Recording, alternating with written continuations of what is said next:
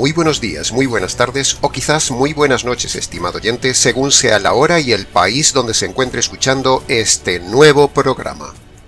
Les habla nuevamente el pastor bautista Nikos Ricoy, director del programa Encuentros y del Ministerio Tinajas, llenando siempre a cada persona que nos escucha con el agua fresca y limpia de la palabra desde aquí en España. Muy bienvenidos una vez más a todos y como siempre muchas gracias por venir al encuentro de hoy de nuestro programa Encuentros.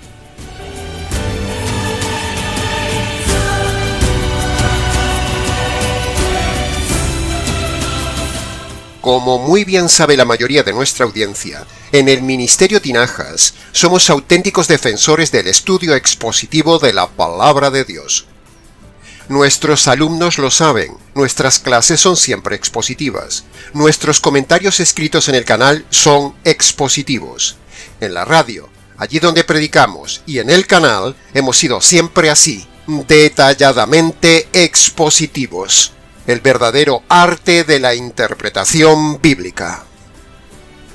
El estudio expositivo, primero, es el mejor sistema antisectas, antimanipulación de los pastores falsos y antierrores doctrinales. Segundo, el estudio cuidadoso y detallado de cada parte de la palabra de Dios, o sea, el estudio expositivo, es el mejor método para estudiar la Escritura, para entenderla, para evitar doctrinas erradas y para disfrutar de las riquezas que hay en las profundidades coralinas de la palabra de Dios. El estudio expositivo es como bucear lentamente entre las bellezas del fondo del mar, descubrir sus misterios, admirarnos de su abundancia, sumergirnos en su variedad, en sus maravillas y disfrutar así de algo tan hermoso como es la teología, el verdadero conocimiento del Trino Dios y sus pensamientos para el hombre, algo sublime.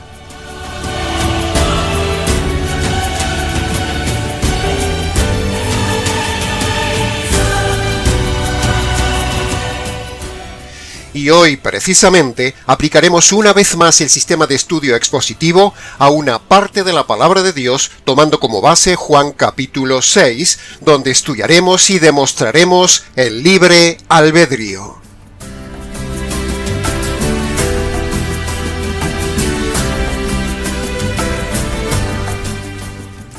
A lo largo de toda la Biblia, desde Adán y Eva, cuando recibieron libremente las vestiduras que Dios le dio, hasta el último acto voluntario de rebelión del hombre en el milenio, toda la Biblia demuestra radicalmente el maravilloso libre albedrío del hombre y, dicho en términos populares, la libertad de decisión humana en lo espiritual.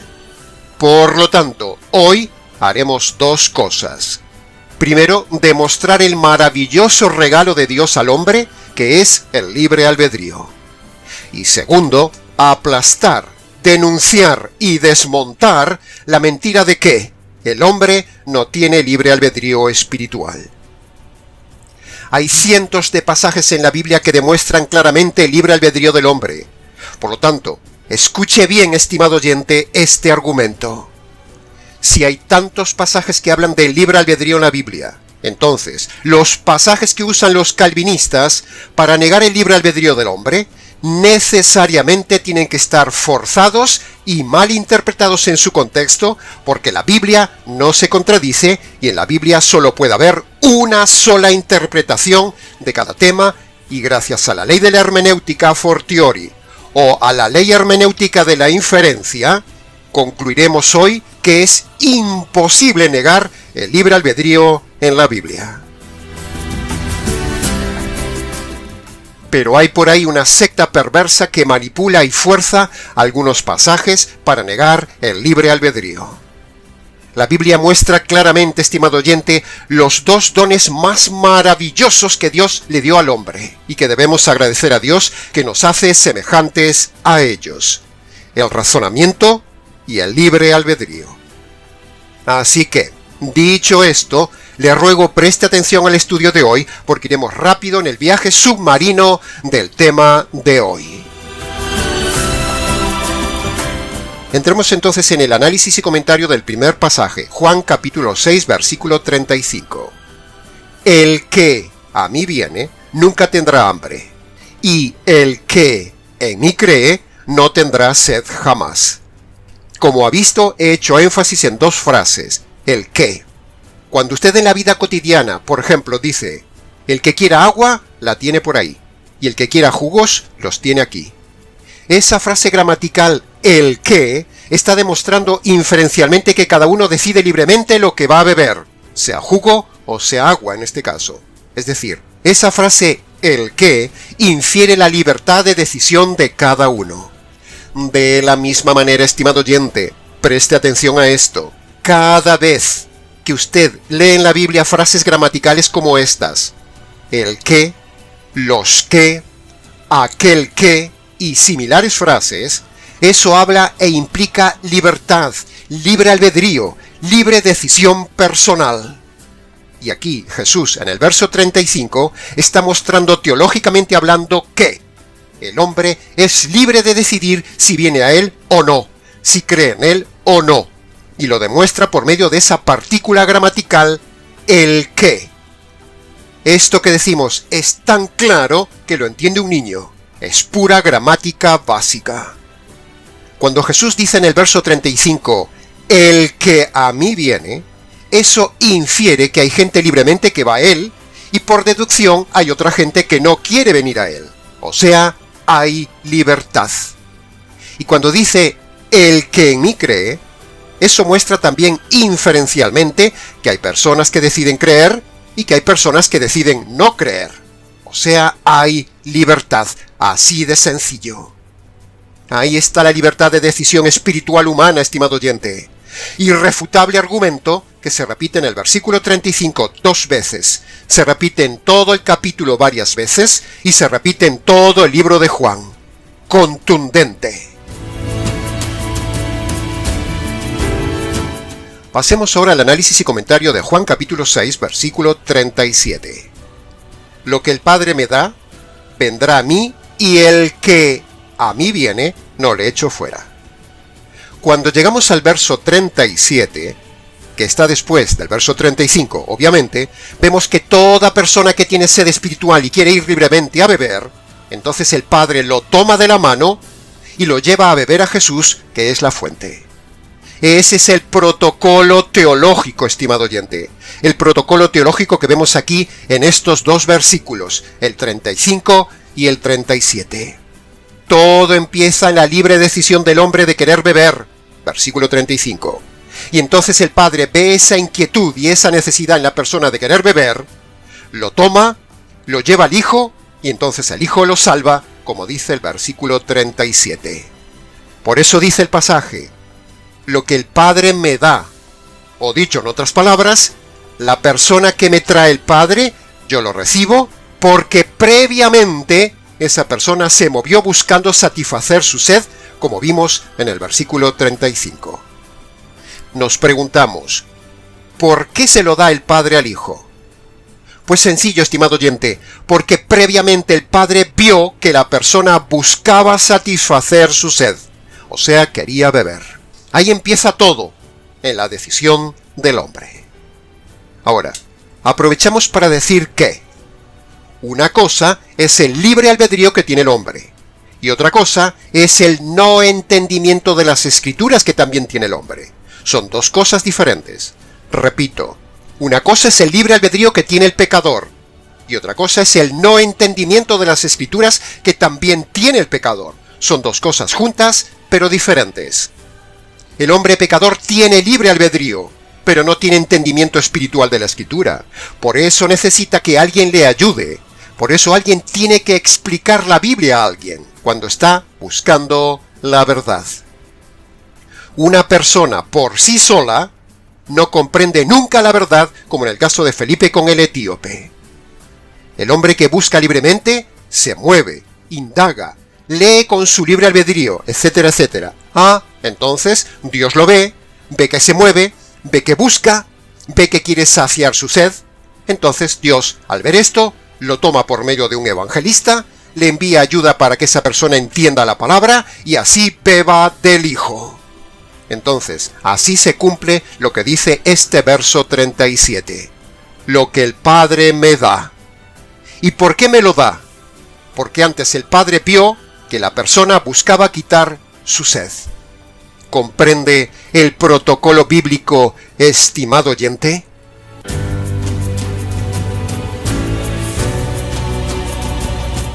Pasemos ahora al comentario de Juan capítulo 6, versículo 40. La voluntad de Dios es esta: todo aquel que ve al Hijo y todo aquel que cree en Él tenga vida eterna.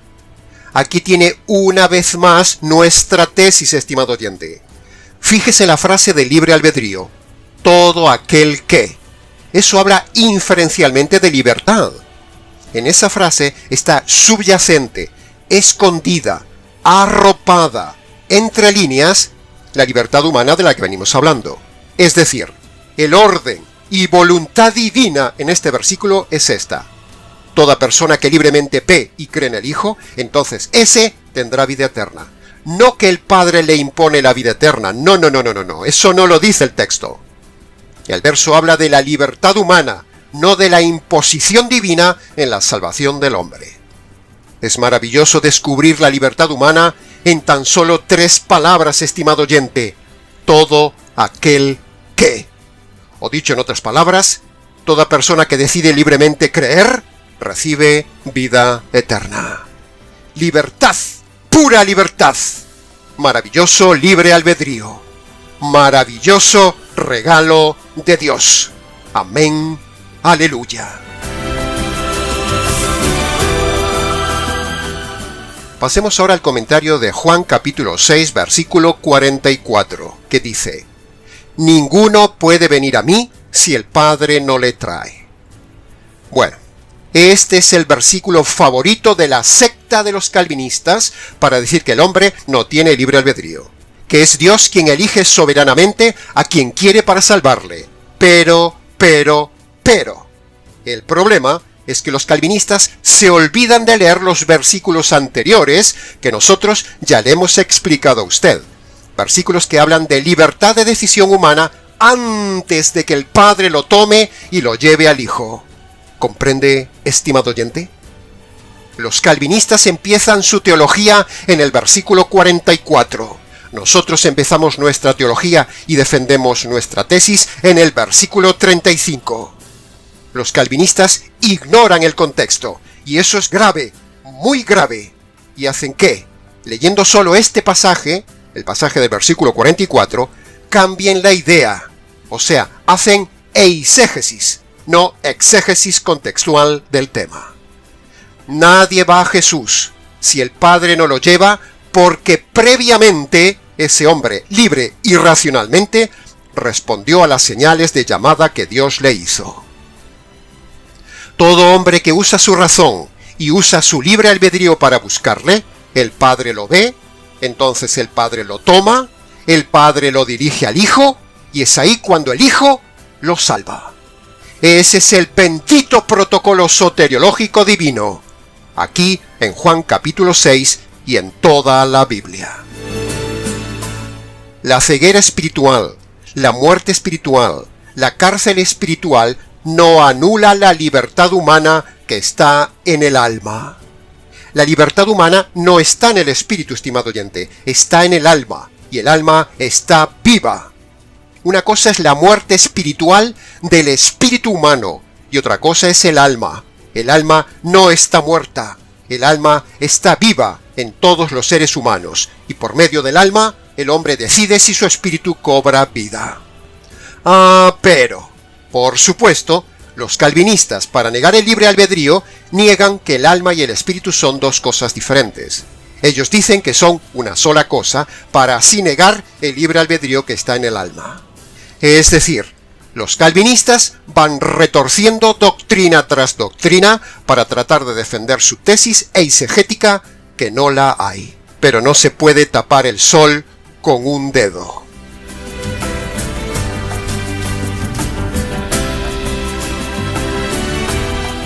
Escuche esto ahora muy importante, estimado oyente. Preste mucha atención, repáselo luego y mírelo en pantalla. La Biblia muestra que hay 2 grupos humanos. Primer grupo, el grupo de hombres que busca la verdad racional y libremente. Y el segundo grupo es el grupo que responde libremente a los llamados de atención de Dios, por ejemplo, por medio de las cosas duras de la vida, enfermedades, accidentes, pruebas, etcétera, etcétera. Entonces, ante cualquiera de estos dos grupos, el Padre lo toma y lo lleva a su Hijo. Hay gente que busca a Dios, estimado oyente, y hay otra gente que no busca a Dios, pero Dios se cruza providencialmente en su vida para que le busquen. Ambas formas están en la Biblia. Los dos grupos, el que busca y el que no busca, pero Dios se cruza en su vida. Los calvinistas solo ven un grupo, el grupo de los que no buscan a Dios. Pero no solo hay un grupo, hay dos. Y esto que decimos es ex cátedra. Pasamos al análisis y comentario de Juan capítulo 6, versículo 45. Así que, todo aquel que oye al Padre y aprende de él, viene a mí, dice Jesús.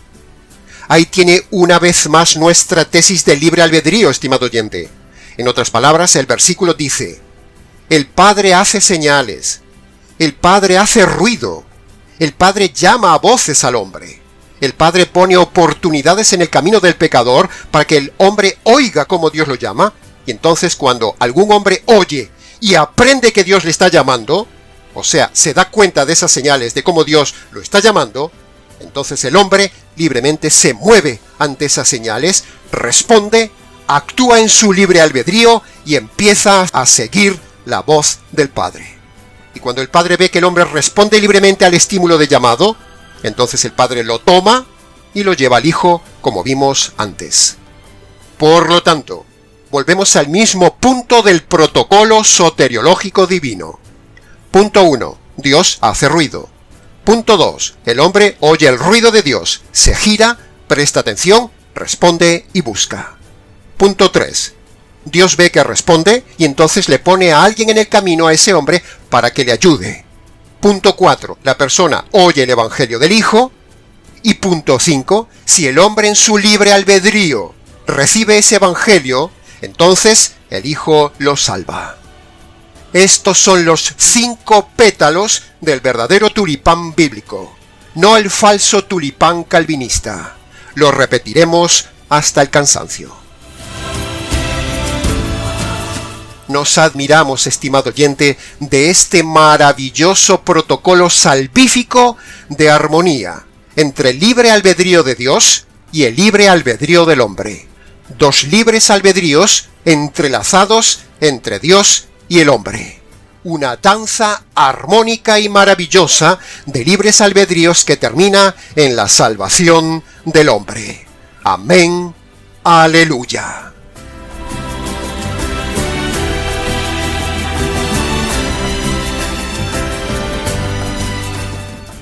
Pasemos ahora al análisis y comentario de Juan capítulo 6, versículo 47.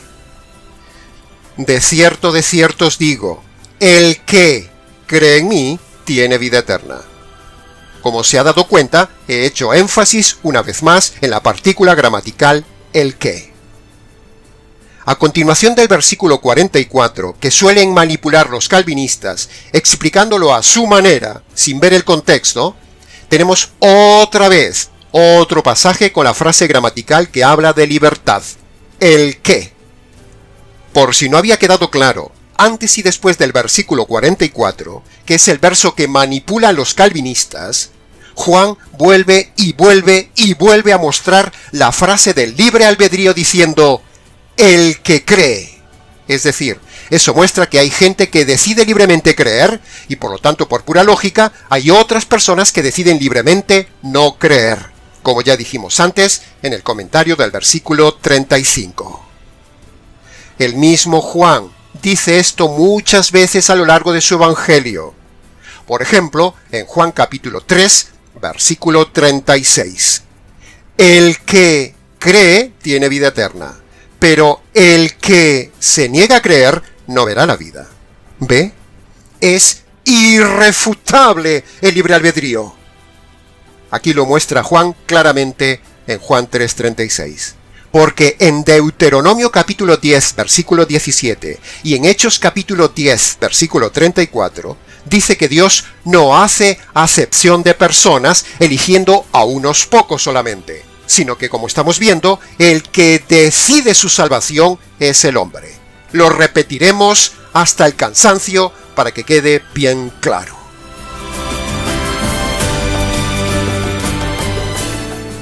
Pasemos ahora al análisis y comentario del último versículo, Juan capítulo 6, versículo 51. Si alguno come de este pan, vivirá para siempre. Terminamos el análisis expositivo nuevamente con este versículo, donde vemos una vez más, en esta cadena de versículos, la frase gramatical contundente que derriba la doctrina calvinista de negar el libre albedrío. Aquí el texto dice, si alguno, es decir, el que decide comer ese pan vivirá eternamente. Eso implica que hay gente que no quiere comer ese pan. O sea, hay implícito el libre albedrío en este versículo, como en todos los versículos que hemos comentado anteriormente. Está tan claro, estimado oyente, que lo entiende un niño. En todos estos pasajes de Juan hemos visto inferencialmente la libertad humana. En todo el Evangelio de Juan vemos siempre la libertad humana y en toda la Biblia también se muestra inferencialmente de muchas maneras la libertad humana. Maravillosa libertad humana. La secta de los calvinistas usa la historia de Lázaro para decir que el hombre está muerto espiritualmente, por lo tanto Dios tiene que hacer todo, y el hombre no tiene libre albedrío. Pero entonces, si un calvinista usa el pasaje de Lázaro para tratar de demostrar la condición espiritual del hombre como muerto espiritual sin libre albedrío, entonces nosotros también los confrontamos con el pasaje donde el Señor le pregunta al enfermo imposibilitado, en Juan capítulo 5, versículo 6, lo siguiente: ¿Quieres ser sano? ¿Ve? Ahí tiene, estimado oyente, cómo Jesús está dando oportunidad de libre albedrío a un hombre paralítico. ¿Paralítico? Sí. ¿Sin libertad? No. De la misma manera en lo espiritual. ¿Paralíticos? Sí. Pero sin razonamiento y sin libre albedrío, no. Pero si a esto le sumamos lo que dice Juan capítulo 5, versículo 40, que dice: No queréis venir a mí para tener vida. ¿Ve? Ahí tiene el libre albedrío perfectamente contextuado en el tema de la salvación. Jesús está diciendo que el hombre no quiere. Eso habla de libertad. O sea, ambos pasajes, Juan capítulo 5 versículo 6 y Juan capítulo 5 versículo 40, complementan lo que hemos dicho antes. Hablan de total libre albedrío por parte del hombre en un contexto de salvación. Argumento calvinista derribado. El hombre es libre, aún en su estado de imposibilidad salvífica. El hecho de que no podamos ganar ni fabricar la salvación, soberanamente diseñada por Dios, no impide que podamos escoger libremente esa salvación. Que conste en acta. Y para terminar nuestra tesis anticalvinista y en defensa del libre albedrío, escuche ahora este razonamiento sacado de Génesis. Preste atención y síganos atentamente. Punto número 1. El hombre en Génesis, después de la caída, aún pudo oír la voz de Dios. Por lo tanto, esto demuestra que el hombre no estaba totalmente inhabilitado en lo espiritual. No fue Dios que le abrió el oído. Adán ya lo tenía abierto aún en estado de caída. Punto número 2. Dios, en su libre albedrío, decide llamar y buscar al hombre. Punto número 3. El hombre en su libre albedrío decide libremente salir del escondite y decide libremente hablar espiritualmente con Dios. Por lo tanto, el hombre no está inhabilitado, como dicen los calvinistas. El modelo de Génesis es anticalvinista. Punto número 4. Dios decide libremente hacer el sacrificio del animal inocente a favor del hombre culpable. Y punto número 5. El hombre decide libremente recibir los vestidos que Dios le da. El hombre no se niega, no se resiste, no sale corriendo. Dios no se lo impone. El hombre pudo haberse negado a recibir los vestidos de Dios, pero no lo hizo. Eso habla del libre albedrío del hombre ante Dios en la salvación. ¿Ve cuánta abundancia de libre albedrío hay por parte de ambos, el hombre y Dios, en Génesis? La misma libertad que ejerce Dios, el ser espiritual perfecto por excelencia, también la ejerce el hombre pecador caído. Ambos, el perfecto y el imperfecto, usan la libertad en los mismos actos entre ellos. ¿No le parece increíble la evidencia del libre albedrío? A ver qué calvinista derriba esta contundente argumentación del libre albedrío en Génesis después de la caída. Que conste en acta. Si la salvación no fuera por libre albedrío, sino robótica, como dicen los calvinistas, entonces el hombre racional, creado por un Dios racional, podría reprocharle al Dios racional que Dios no le dio una oportunidad para salvarse. Y entonces todos los seres del universo racionales, creados por Dios, verían a Dios haciendo acepción de personas. Pero, la Biblia dice en Romanos capítulo 3, versículo 19, que Dios tapará toda boca, porque Dios le dio oportunidad a todos los hombres por cuanto, en Romanos capítulo 3, versículo 26, dice claramente que Dios declara justos a los que libremente creen en la propiciación de Jesús. Ahí lo tiene, la misma partícula gramatical que hemos estado analizando a lo largo de todo el estudio. Y cuando vengan los calvinistas a argumentar con Romanos capítulo 9, o con Efesios capítulo 1, les taparemos la boca porque en Romanos capítulo 9 no se habla de elección para salvación, sino que se habla de elección para una función. No existe tal cosa en la Biblia como elección de Dios para salvación del hombre, no. Pero sí existió elección de Dios para hacer una función. Pero ni siquiera la elección para funciones existe ya hoy. Eso también ya se acabó. Lo único que existe es el libre albedrío. No existe elección para salvación y ya no existe elección para funciones. En cuanto a Efesios capítulo 1, ahí no habla de elección individual, sino de elección colectiva.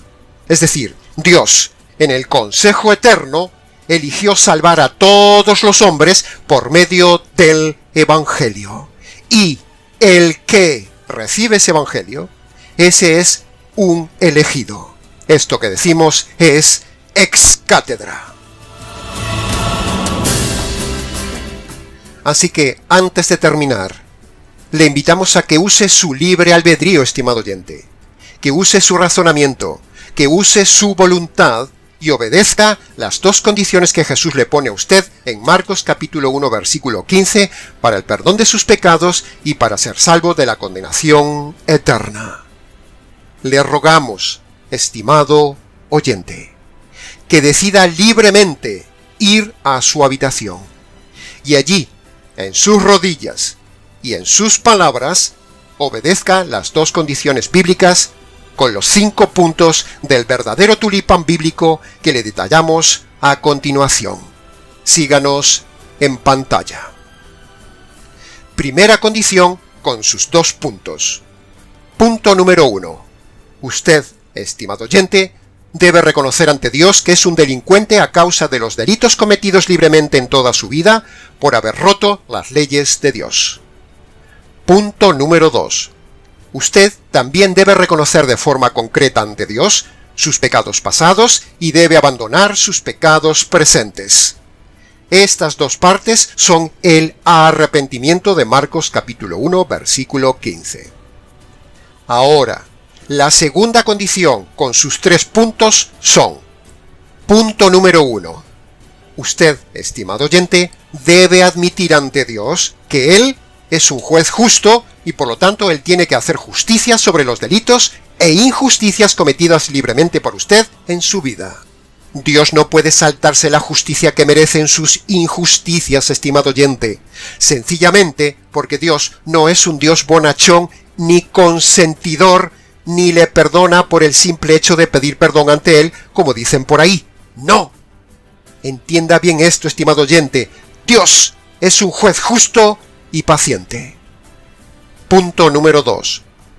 para que esa justicia divina que usted merece recibir no le cayera encima a usted, un día el juez mató a su hijo para descargar en él la justicia que merecen sus injusticias. Esto es el Evangelio que usted debe creer. Esta es la buena noticia que usted debe creer. Y punto número 3.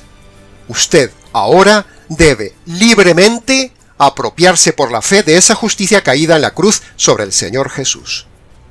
Todos estos 3 puntos que hemos dicho es la segunda condición. Entonces, en resumen, todos estos 5 puntos de la verdadera doctrina de la gracia es el verdadero tulipán bíblico que usted debe creer. Cualquier otro tulipán es falso. El que tenga oídos, que entienda. Y hasta aquí, estimado oyente, con el mensaje del día de hoy. La evidencia irrefutable del libre albedrío en el proceso salvífico. Mucho más se podría haber dicho de este tema técnico, pero, con lo dicho, es suficiente. El que tenga oídos, que entienda. Para preguntas, comentarios y demás, si quiere, escríbanos. nicos@gmx.es. Les ha compartido la verdad, solo la verdad y nada más que la verdad del tema, este expositor bíblico, Nikos Ricoy, del Ministerio Tinajas, desde aquí en España, para todo el mundo hispanoamericano. Será entonces, con el gusto de siempre, hasta nuestro próximo programa Encuentros.